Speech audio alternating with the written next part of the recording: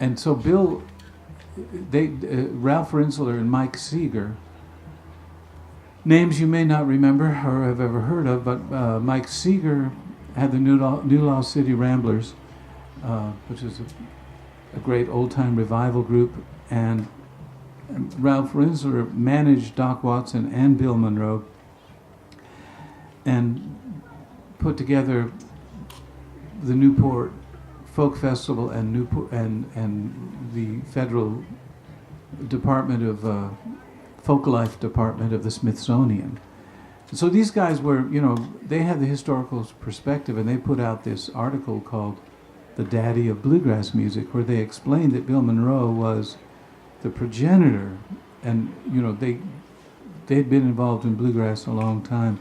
And I think the message got to Bill via the fans, via all that. He was loved not for his fame and glory of being a country music star, but for being kind of the father of the music, because they officialized it. They put it in the magazine, and I know that's where Bill started to kind of really, he's formidable. He was pretty. His jokes were like head scratchers. It was kind of like the Zen master has spoken, but what did he? What? Well, when they started calling him the father of bluegrass, now I've heard tell that Bill Monroe considered that your voice was similar to his, and therefore when you and he would sing together, he probably felt like you were some sort of a son. And that was before his son was playing in the band, wasn't it? No, Jimmy was playing bass when I played guitar. Yeah. And I thought Jimmy did great taking over on the guitar. But Bill used to stand behind me and yell at me on stage.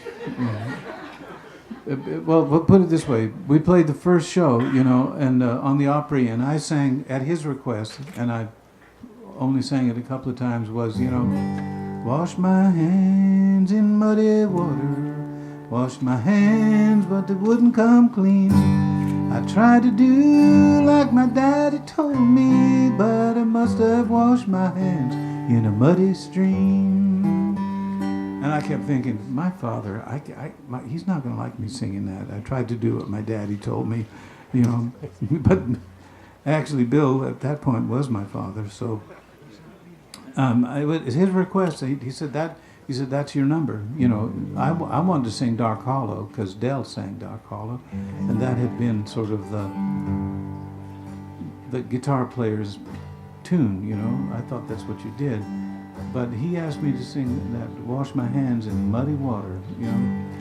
And then the next week we came back and he said, "Pete, we've had a lot of folks call in, a lot of cards and letters.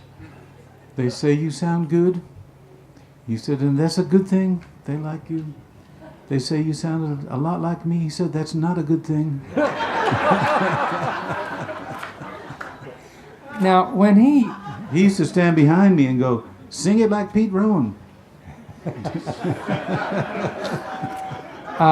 He often got people's names wrong, and I always wondered, you would have a better take on this than me.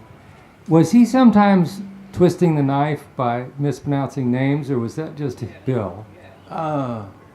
People suspected him of twisting the knife. I never heard him. I mean, Gene Lowinger was from New Jersey, and Bill, without fail, would introduce him as the world's only Jewish bluegrass cowboy. And I'd say he's twisting the knife. I don't think so. No, man, no. I think he was making, trying to take the onus off the whole thing of the suspicion of the anti-Semitism and racism. Well, when I say twisting the knife, I mean there was a wry sense of sardonic humor in it, wasn't there? Well, I mean, he used to introduce Lamar Greer from the land of the senators. Lamar Greer, I mean. Well, yeah, but see, Gene was a super sensitive kid, and I think he just wanted to bring Gene up, bring him up to where. I don't know what the response to that introduction would have been, except really, he gave you a chance to speak to the public, he would say things like, and from the great state of Massachusetts, you know, he's a Yankee boy, but he can pick the guitar and sing good bluegrass. Make well from Pete Rones.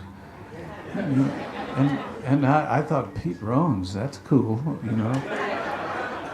No. And he would say something like, now tell the folks what you think about that. And it was like, But what he was saying was, this is show business. Get up there, talk about it. I mean, if I had been loose enough at the time, I would have said, yes, sir, Bill, we're Yankees up there, but we love the bluegrass music. You know, I would have said something, you know, because Bill was all about, he was an old-time stage master of the stage. You know, he had a circus tent that he drove around and set up in every town they played during the 50s or 40s, too. And one of his opening acts was this young black piano player named Ray Charles. Yeah, and they hauled his piano around, too. So, you know, I met a guy in Texas a few years ago who, when he was 14 years old, was a roustabout for Bill Monroe's show. And his parents said, well, you can stay with him for the summer, but you've got to go back to school in the fall. And he did. He went back to school, but he was 14 years old. I said, you're kidding. Where did you sleep? He said, under the trucks. I said, on the ground? He said, no, we had a tarp. I said, did you have a change of clothes? He said, no, just a T-shirt and jeans, you know.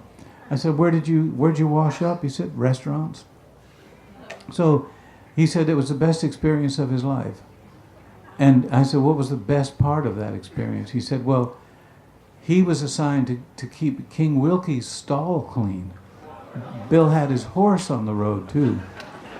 And he said the best moment for him was one day he was in there sweeping the stall. If anybody's ever done that kind of work, it's kind of funky, but and he was sweeping and shoveling and taking care of King Wilkie, Bill's horse that he rode on stage. He rode it on stage. He was a showman. He knew how to do it. And he said one day Bill Monroe came in and without a word picked up a broom and started sweeping and shoveling next to him. And I said, well, what did it make you feel? He said, it made me feel I could do anything in life. So, you know, the Zen master.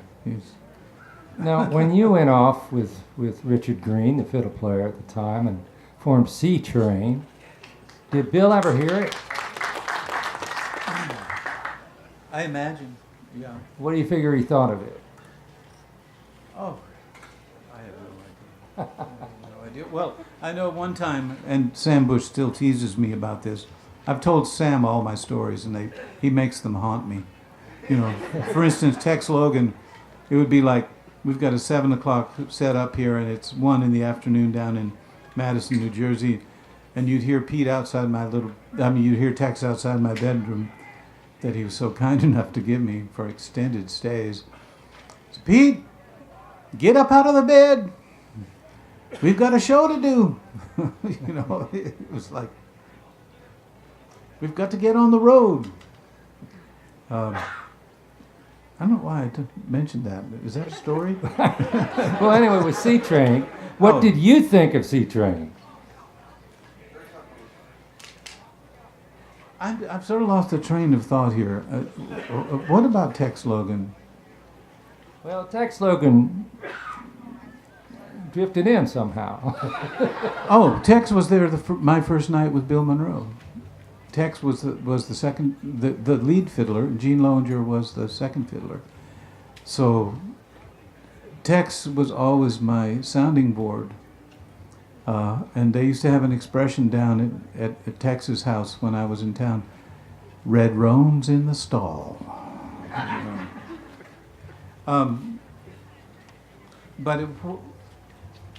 Richard Green was with the Greenbrier Boys, and he joined Bill Monroe and the Bluegrass Boys. And what John's referring to is, after I left the band, or Richard left the band,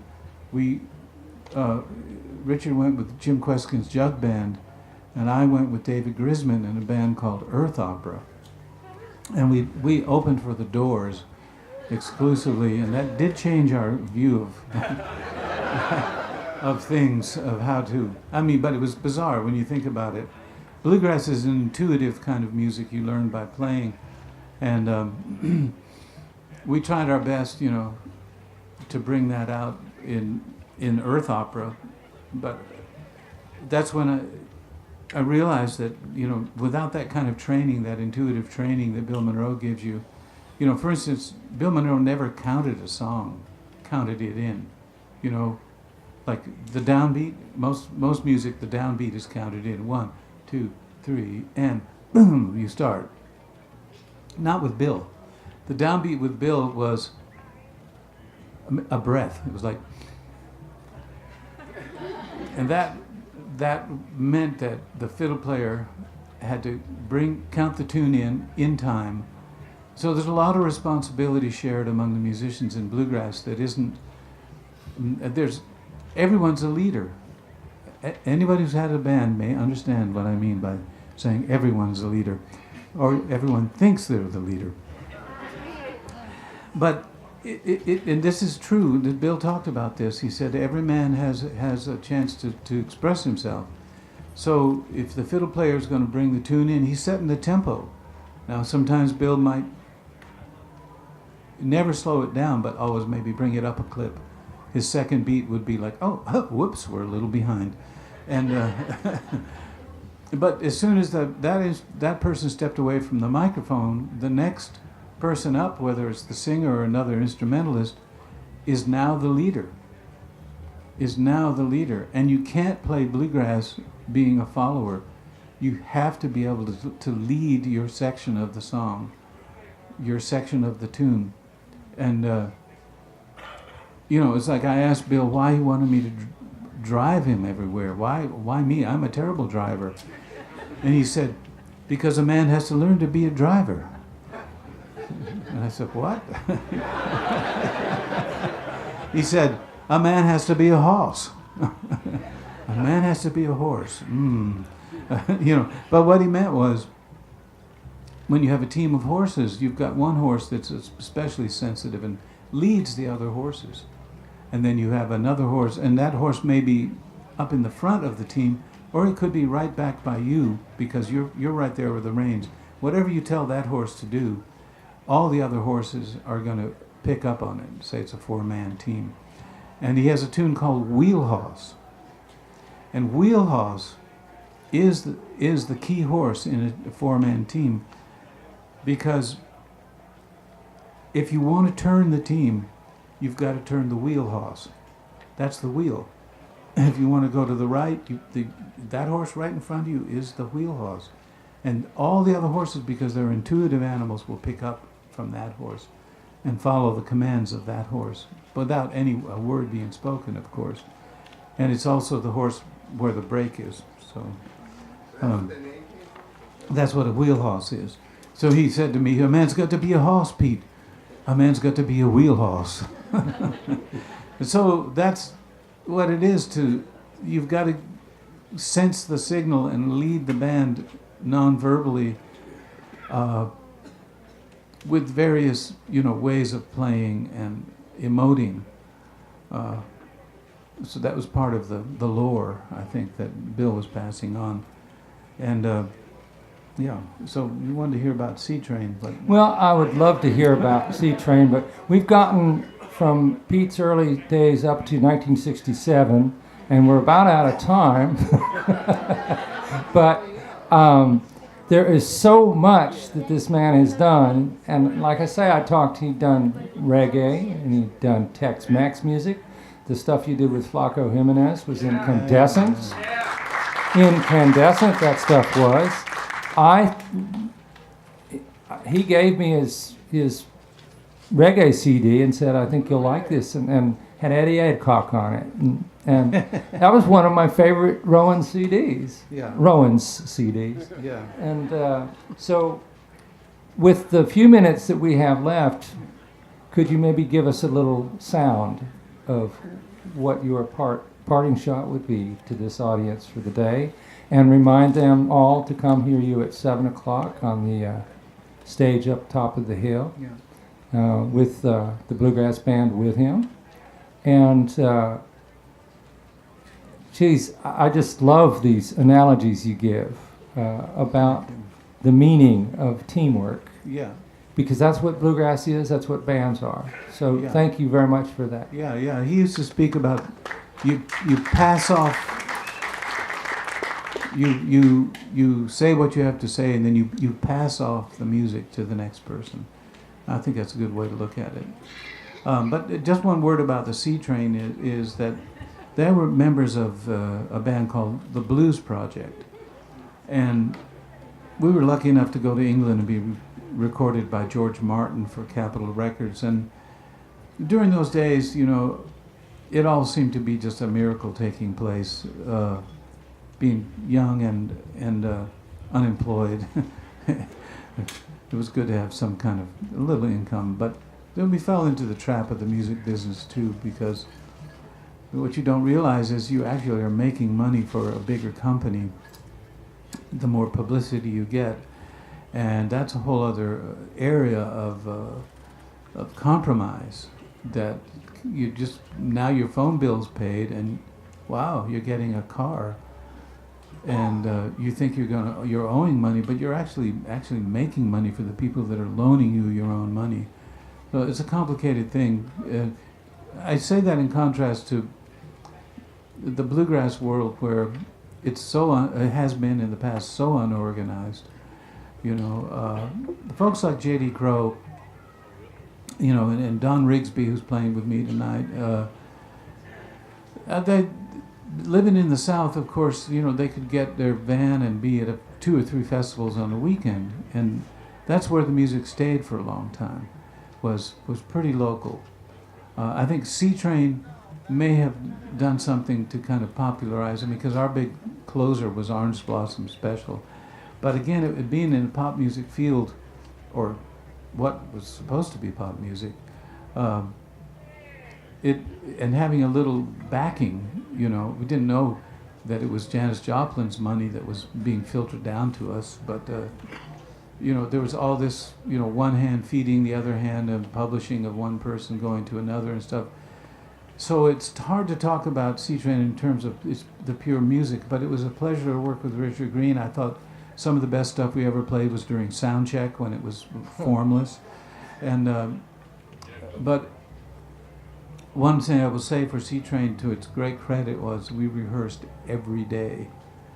Every single day. We'd come back off the road on a Sunday from playing like college circuit in Pennsylvania, and Monday we'd be up in Marblehead in this little studio we had, just a little rented studio, and we'd rehearse from 2 to 4:30 or 5 o'clock. That was our day. And although it went against the grain for me, because, you know, Bill Monroe never rehearsed. It was all an intuitive thing.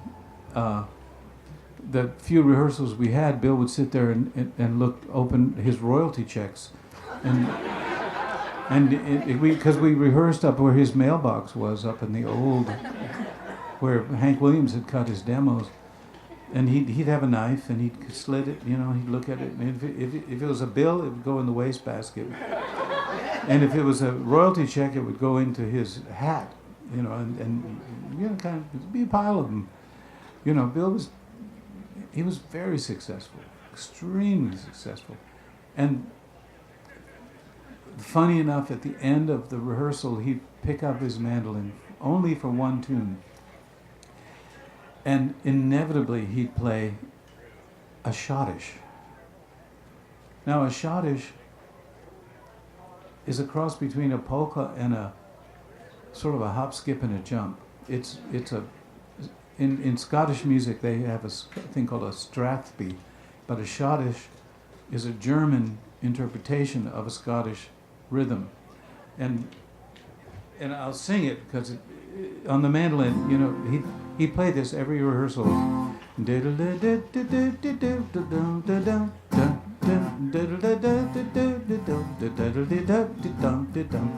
But it was all the diddle-diddle triplets that he was trying to instill in us, because bluegrass is full of these wonderful triplets, they're called. You know, those kinds of runs. So his way of teaching was to teach you the roots of something via a piece of music that I think he actually recorded it finally. But those are how we rehearsed, you know. He would just listen and look at his royalty checks. And so we went to C-Train, you know. Hey, to be truthful, a lot of music is blind leading the blind. But, you know, when I teach at a music camp, let's say, you know, we try and give the same experience as I had, which is basically get in a big circle and pick, right? And you start out playing your rhythm part, and then maybe one day you step forward, and what you say is, I got one, right? So let's all have one. Thank you, folks.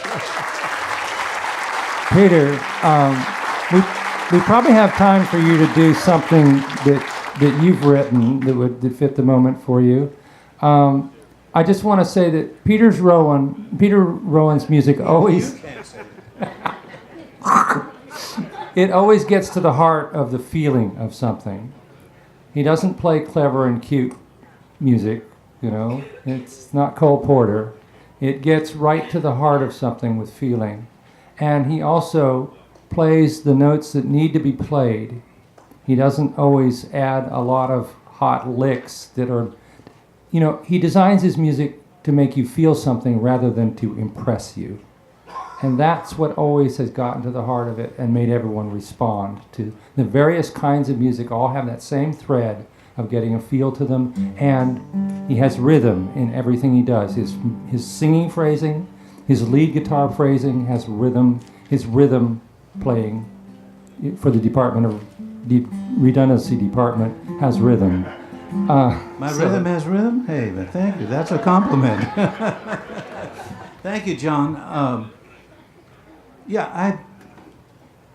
How do I see myself? More as a storyteller, maybe. My big hero has been Jack Elliott, Ramblin' Jack. And when I first heard him over in Harvard Square, telling those stories, you know, about Woody Guthrie, and it just seemed to be, I wanted to be part of the story, part of the world. This is the title cut of my new record called Carter Stanley's Eyes.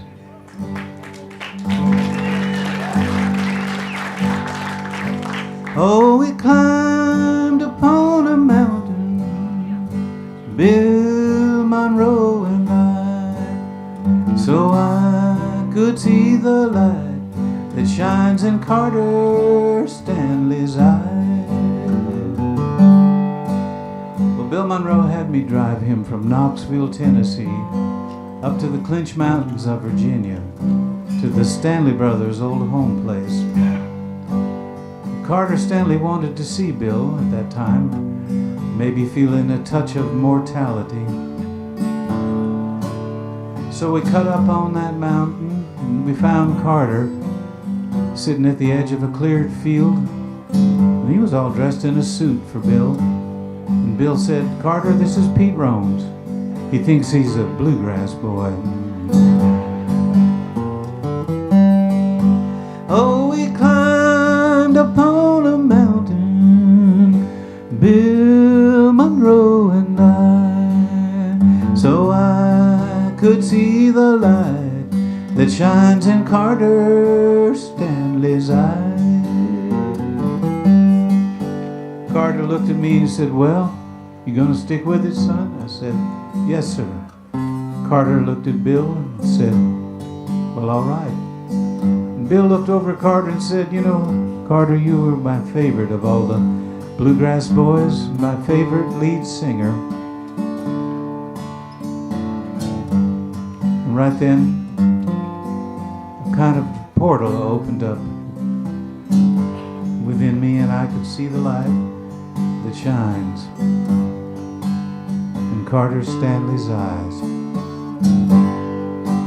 Oh, we climbed upon a mountain, Bill Monroe and I, so I could see the light that shines in Carter Stanley's eyes.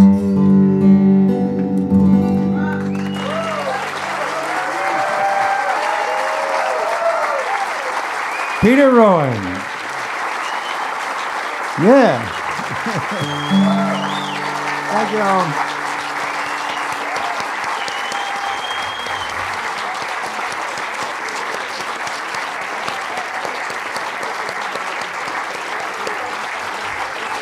Appreciate it. Thank you. Wonderful to be back. Thank you very much.